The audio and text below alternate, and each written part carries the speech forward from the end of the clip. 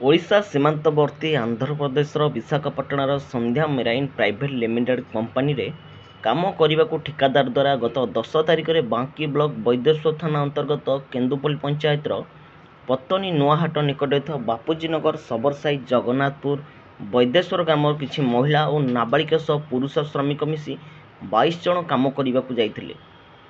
ସେଠାରେ ପୁରୁଷମାନଙ୍କୁ କାମ ଦିଆଯାଇଥିଲା ବେଳେ ନାବାଳିକାମାନଙ୍କୁ ଅଲଗା ରଖିବା ସହ ମହିଳା ଶ୍ରମିକମାନଙ୍କୁ ଏକ ବନ୍ଦ ଘରେ ଖାଇବାକୁ ଦେଇ କାମ ଦିଆଯାଇନଥିଲା। ସେମାନେ କେଉଁ ସ୍ଥାନରେ ଅଛନ୍ତି ମଧ୍ୟ ଜାଣିପାରୁନାହାନ୍ତି। ଠିକାଦାର ତାଙ୍କର ଆଧାର କାର୍ଡ଼ ନେଇଯାଇଥିଲା ବେଳେ ଗାଁକୁ ଫେରିଯିବାକୁ ଛାଡ଼ୁନାହାନ୍ତି। ଫଳରେ ସେମାନେ ପ୍ରତିବାଦ କରିବା ସହ ସୋସିଆଲ ମିଡ଼ିଆ ଏକ୍ସ ଏବଂ ଫେସବୁକରେ ଭିଡ଼ିଓ ସେୟାର ସହ ଅପଲୋଡ଼ କରିଥିଲେ।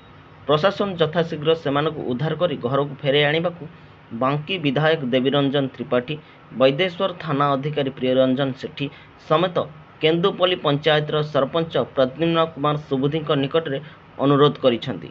ଯାହା ଖବର ମିଳିଛି, ଶ୍ରମିକମାନେ ଆଜି ଉଦ୍ଧାର ହୋଇ ଓଡ଼ିଶା ଆସିବେ। ବାଙ୍କୀ କେନ୍ଦୁପଲ୍ଲୀରୁ ମାନସ ସାହୁଙ୍କ ରିପୋର୍ଟ, ଖବର ହବ୍ ଓଡ଼ିଶା।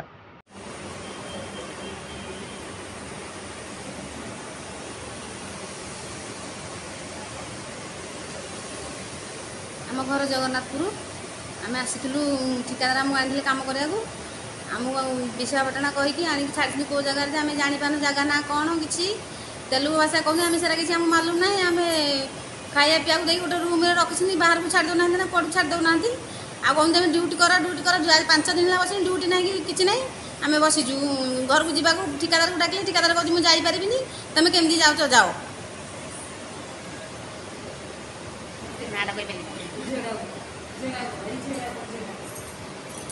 ସିକ୍ୟୁରିଟି ଗାର୍ଡ଼ କାଲି ରାତି 8ଟାରେ ଆସିଲା, ଆମକୁ ଡାକି ନେଲା, କହିଲା କି ଆଉ ଆସନ୍ତୁ, ମ୍ୟାଡ଼ାମ୍ ଡାକୁଛନ୍ତି କଥା ହେବା।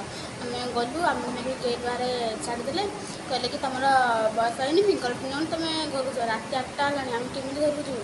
ପୁଅ ପିଲା 3ଟା, ଆମ ଝିଅ ପିଲା 2ଟା। ଆଜି ସିକ୍ୟୁରିଟି ଗାର୍ଡ଼ ଆସିକି କହୁଛନ୍ତି କି ଆଉ 8ଟାରେ ତୁମେ ଯେଉଁ ଡ୍ୟୁଟି। ଆମର ତ କାଲି ବସ୍ ହେଇନଥିଲା, ଆଜି କେମିତି ବସ୍ ହେଲା? ଆଉ କାଲି ରାତି 8ଟାରେ ଆମକୁ ନେଇକି ଗେଟ୍ ବାହାରେ ବସେଇଦେଲେ। କହିଲେ କି ଆଉ ମ୍ୟାଡ଼ାମ୍ ଆସିବେ। ମ୍ୟାଡ଼ାମ୍ ଆସିନଥିଲେ, ଆମକୁ ନେଇ ଘରେ ପୁରା ଛାଡ଼ିଦେବେ ବୋଲି କହୁଥିଲେ। ଗେଟ୍ ବାହାରକୁ ଛାଡ଼ିଦେବେ।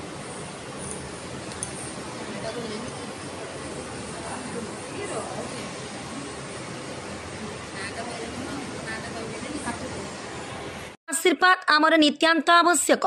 आमको सपोर्ट करिपा पई आम चैनल को लाइक, शेयर एवं सब्सक्राइब करने को भूलिबेनी।